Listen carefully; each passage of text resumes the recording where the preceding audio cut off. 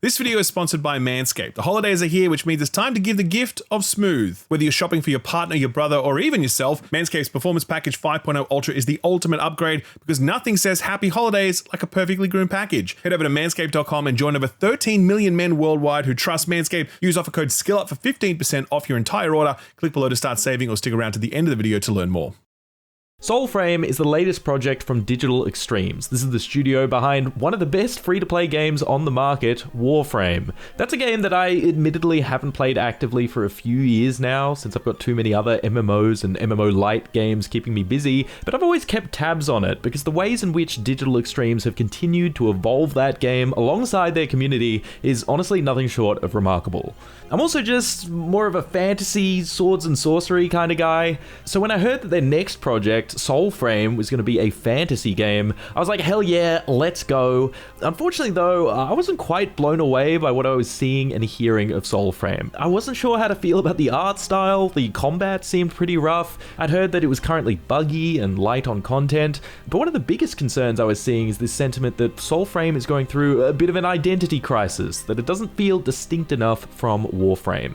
After diving in for the first time with the recent update and spending 20 plus hours with it, I can confirm that for the most part, yes, that's all true. Yes, there are parts of this that feel dragged and dropped from Warframe in a way that doesn't really work here. However, the obvious caveat to all those pain points is that Soulframe is still very early in its development. Right now it's in like a closed pre-alpha state, so I didn't find myself all too bothered about those things since they're clearly a work in progress. But looking at the bigger picture, I really think Digital Extremes are onto something here. I fell completely head over heels for Soulframe's characters, its music, its inspired art direction, its stunning visuals, and the moments where all these things work together in tandem to elevate its storytelling. The combat is a little rough around the edges, but it's got some really strong foundations, but I think what stuck out most for me is just how transportive Soulframe is. Where Warframe was an almost entirely menu-led affair, Soulframe takes a refreshingly minimalistic approach to menu and UI interactions that keeps you immersed in the world. And even when those things are required, they're imbued with such flair and character. It's still early days, of course, and I wouldn't be rushing out to play this just yet, but all in all, I'm really pleasantly surprised by what I've experienced so far. And with a studio like Digital Extremes at the helm, with their experimental and collaborative approach to development, I feel confident in saying that Soulframe is on track to standing shoulder to shoulder with Warframe as one of the heavyweights in the free-to-play space. I see you got my laptop. Early made. You sneak. The magic. It's in you. So if you're like me and you haven't really been keeping up with this, the big question on your mind is probably something like, is Soulframe just fantasy Souls like Warframe? I mean, that's kind of the assumption I had when I first saw gameplay of this thing. But let me just nip that Souls-like thing in the bud. No, despite the name, this is most definitely not a Souls-like in any regard, really. There's no stamina in combat, there's zero punishment for death. So if we strike out that Souls-like part of the question, then it becomes, is Soulframe basically just a fantasy Warframe? And the answer to that is a little less cut and dry. So the overall game loop is quite similar to Warframe in that it's all about farming materials to craft things, but instead of doing that through instance missions, here you'll instead be exploring a single open world, clearing enemy camps, completing quests, and fighting through procedurally generated dungeons. You can do all of this either solo or in a squad of 3. So yeah, like I said, the overall loop is quite similar, but what I liked most about Soulframe is just how different it feels to interface with. Warframe is a very menu-led experience. You're constantly going back to this mission select screen. After every mission, you're opening up the mod screen to upgrade or slot in new ones. Things like customization and crafting also all happen in digitized menus. And of course, all that makes sense given its sci-fi setting, with each of these menus being terminals within your personal spaceship. But with Soulframe, Digital Extremes have made a concerted effort to create something much less menu heavy, making it feel more immersive and much less gamified than Warframe is. And it's a quality that I particularly appreciate given how menu-led almost all free-to-play live service games are, looking at you where winds meet. That's immediately apparent in Soulframe's character creation, for example, which might be one of the coolest implementations of a character creator I've ever seen, actually. In most RPGs, you're greeted by an NPC who asks something along the lines of, "Who are you, champion?" before you're greeted with a sourceless menu, clicking on options and sliders or whatever. Here in Soulframe, it's done through a song regaling the features of your mother, recalling her hair, her eyes, her skin, etc., with each option selected becoming a lyric within this song, and kind of generating your character based on that song. Like webbed roots, three intertwined. Not only did this whole sequence foreshadow the importance of music in Soulframe, but it took something that's typically a basic menu interaction and turned it into something memorable. Soulframe goes to great lengths to avoid pulling you out of the experience, and that extends to even the moment-to-moment gameplay. Do you notice anything about the gameplay you're seeing here? Yeah, there's like no UI. Combat info only displays when it's relevant, and even then it's quite understated. There are also no map markers displayed in-world. In that regard, it feels far more Bethesda than it is Ubisoft. The only thing you've got to guide you is a compass at the top of your screen and your sparrow buddy who flies in the direction of your tracked objective at the snap of a finger. Honestly, it's all so unobtrusive that for the first few hours, I didn't even know this game had a map because I was so organically led between objectives that I just never felt the need to open it. It helps too that moving into a dungeon or into faction outposts filled with other players is also seamless. There's of course an obvious hitch as the game loads those areas in the background, but there's nothing you gotta click to get into these places. Similarly, traveling to your hub area isn't just some menu option that kicks you to a loading screen. Instead, it looks like this. How sick is that? Let's talk about this hub area too. So this is basically the equivalent of your ship in Warframe, but it starts out completely barren until you complete the quest to commune with ancestors of yours, which each become NPCs here. And again, they don't just appear in your hub. There's a nice touch of fanfare to it.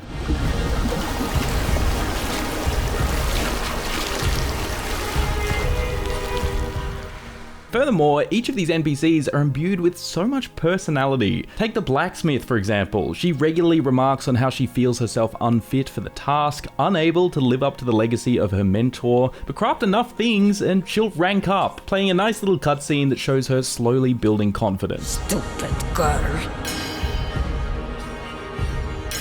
Yet it sang. It sang. A standout character for me was this one. She's a sort of rat whisperer with a bubbly French suave that's so wonderfully reflected in her design, her animation, and her voice work. I am the witch Verminia. Enchantée. May you grant us some color and learn some taste besides. She's so cool, loved every interaction with her, even if she can't help shaming my drip from time to time. Envoy, your aura is smelling rather drab today. Looking at these character designs certainly draws attention to the art direction. Now, even after all my time playing Warframe, I personally never really clicked with Digital Extreme's particular aesthetic. It was all just a little too wacky for me, and I wondered if I'd feel the same way with it being translated into a fantasy setting. However, I think Digital Extreme's uniquely weird style works really well here. In an age where so many fantasy games look very similar owing to the tried and true tropes of the genre, with its medieval armor, wizards, dragons, etc., which I am all about, mind you, it's really refreshing to see a flavor of fantasy that's unlike anything else. You've still got your steel pauldrons, chest plates, helmets, and such, but they're forged into more organic shapes and laid over the top of garb that looks pulled from the Renaissance era. The main faction of enemies are similarly inspired, looking almost like walking candle holders or something. I'm super into it. I think the art direction might still be an acquired taste for some, but something that nobody can deny is Digital Extreme's technical skill. Now, in the previous version of this video, I very incorrectly assumed that Digital Extremes uses Unreal Engine. That's on me. You guys were right to call me out on that. And that's why we wanted to re-upload this video to correct that, alongside some other mistakes. But yeah, they actually use their in-house proprietary engine called Evolution Engine. They know it inside and out and have leveraged its full potential to make Warframe both look and run brilliantly. Hell, they even managed to get it running on a mobile phone, for God's sakes. The same is already true for Soulframe. Both indoor and outdoor outdoor environments look gorgeous. Everywhere you explore, the game is beautifully detailed and lit, and all while running shockingly well. My PC ran this without a hitch, but even on a Steam Deck, this thing can run at high settings with FSR on while still staying above 30 FPS, and you can get that golden 45 FPS if you drop down to medium. Incredible. I will flag that the footage isn't doing it justice. I only noticed in editing that my footage is unfortunately a little stuttery, but note that that seemed to be an error with the recording software, not the game. I can confirm that Soulframe ran like a dream for me, even in this early state. This raw fidelity combined with the wonderfully strange art style is what makes Soulframe's world feel so transportive, almost like a Studio Ghibli film. And in fact, I don't think that comparison is a coincidence. The plot is a very Princess Mononoke in that you play as someone raised by the forest and defending it against invaders that now label you a traitor. Hell, you even meet a giant wolf at one point that you'll one day use as a mount if trailers are to be believed. Again, I don't think that's a coincidence. I think Digital Extremes very consciously drew inspiration from a studio known for their transportive worlds to imbue Soulframe with that same quality. I think the storytelling of Soulframe holds a lot of promise too. So right now there are a handful of quests to unlock some of the game's pacts. Pacts are analogous to Warframes. They give you a bunch of different abilities, except here they don't override your whole appearance, just one arm, and their armor sets are mostly just cosmetic. Anyway, one of these quests kicked off when one of the rat girl's rats bit me, conjuring a vision of a creepy three-headed bear thing. She then had that rat merge with my sparrow to guide me to the bear's location, and that journey through the forest kind of had me piecing together his history. He's one of the forest's guardians, charged with keeping the acorn trees growing, yet failing to do so on account of the invaders poisoning the land. Why won't you grow? He himself soon becomes infected by their metallic sludge, but after a climactic boss fight, you purge the corruption and get him back to fulfilling his duty, capped off by this wonderful cutscene before unlocking his pact. I've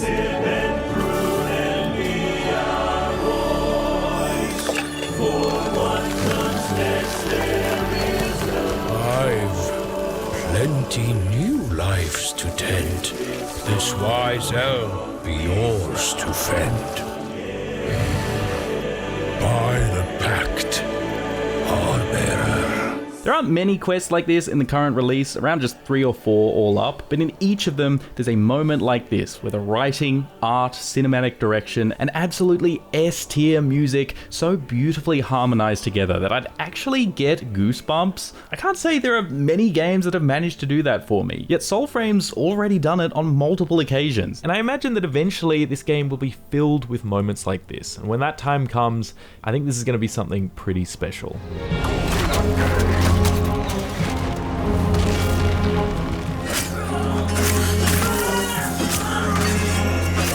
One of the other things that sets Soulframe apart from Warframe is the combat. It's not a fast-paced shooter, but instead leaning towards slower, methodical combat using a range of fantasy weaponry between bows, magical staves, swords, and everything in between. Working on a shooter for over a decade has definitely paid off here though. I started out with the bow alongside a pact that shot a blinding arrow, a cloaking arrow, and a decoy, and that felt honestly fantastic. If you're into that archer fantasy like I am, you can really go ham here. Ammo is unlimited and you can fire while moving. You get bullet time when aiming in the air, light attacks shoot arrows that charged attacks will explode, and the sound design makes every landed shot feel super weighty.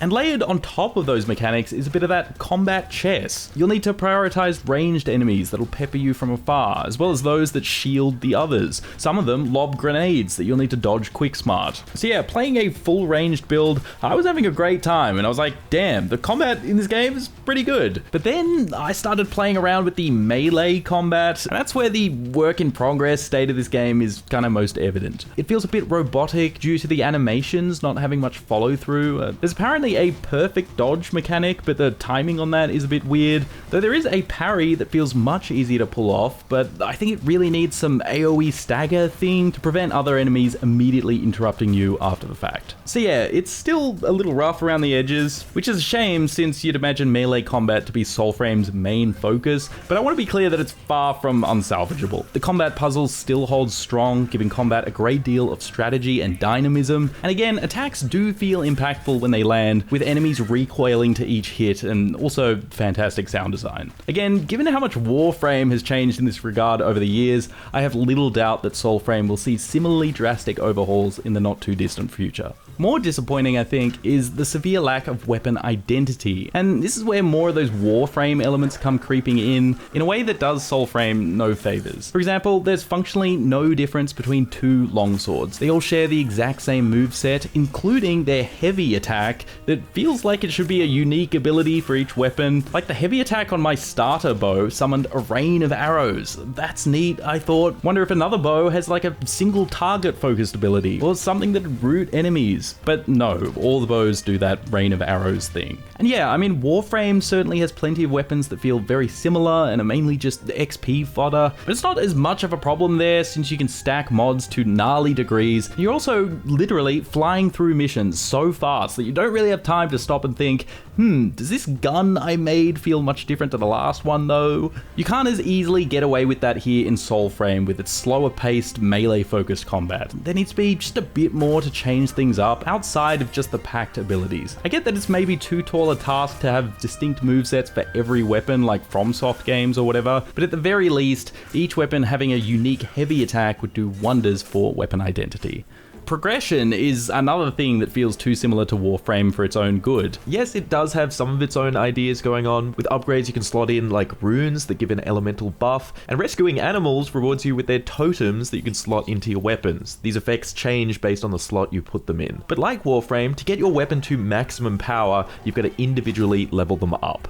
This system works fine enough in Warframe because you can easily load into lower level missions to start grinding XP. But I don't think that works as nicely here in Soulframe because of the open world structure. Like if I'm currently in a high level zone and I finally craft some new weapon, the moment I equip it, I'm now dealing pitiful damage to mobs in that area, sometimes literally 0 damage if there's a large enough level disparity. So to level it up, I've now got to spend 15 minutes hoofing it over to some lower level zone since fast travel is limited to a once per day resource, only to work my way back to where I was initially, a loop that feels worse when leveling weapons of the same type since they play little different. And yeah, I'm sure they'll patch in those conveniences, but it'd still mean trudging back and forth through these same areas, which seems unnecessary since this isn't like Warframe where early game missions need to be kept relevant. Interestingly, each weapon type has a universal skill tree that levels up, and I think if weapon power was instead tied to that, it'd really help to soften the blow. I think Digital Extremes are also still trying to figure out how to create a world that feels dense and alive, because yeah, the open world right now, while stunning to look at,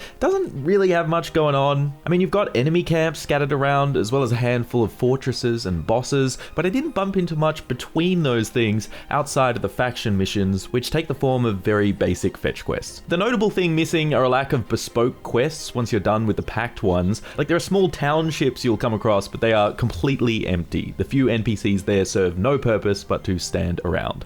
To be clear, I think there's enough there if you're going in with the knowledge that this is a pre-alpha and you're happy to farm some samey activities, but if you're looking for a robust open world experience, it's probably worth waiting for DE to cook a little longer. So those are my main points of criticism, but I want to stress again that Soulframe is really in its infancy right now. Things like melee combat and progression are all sure to change drastically over the coming years, as are concerns over a lack of things to do. I mean, recall that Warframe had much the same issues when it began its life, but look at it now. Given this is being developed by many of those same people instrumental in Warframe's development, I have little doubt that Soulframe will follow in those footsteps. Rivers, trees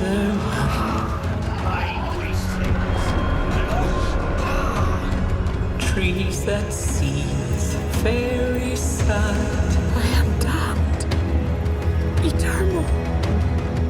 You'll notice I've been pretty lenient on even the roughest parts of this game, and that's not just because this is an early build, but because I really think that Digital Extremes have earned that trust. They've always been incredibly receptive to feedback with Warframe, in large part owing to their S-tier community management, who are genuinely the best in the live service business. Like for over 10 years, they've kept up weekly community live streams where they themselves get on camera and go over the current pain points and talk about how they're looking to solve them. Alongside their impressive storytelling chops and their willingness to experiment, it's this responsiveness to feedback that's kept Warframe parked among the top 10 most popular games on Steam all these years, and it's this same quality that makes me confident that Soulframe will also someday reach the same heights. Personally, I was really enamored by what's already here, between the visuals, the music, this world, and the stories and characters that exist within it. I love the seamlessness through which you're guided between these things, with its minimal menu interactions and unobtrusive UI being quite a departure from most other live service games. And despite some gripes, the core combat is compelling enough that even 20 plus hours later, I was still having a great time farming the same copy-paste missions and enemy camps. All that said, the best version of Soulframe is certainly still a ways off, so if you've got the patience, I'd suggest you wait to jump in when it's fully cooked, because if what I've seen so far is any indication, it's going to be a pretty magical thing to behold.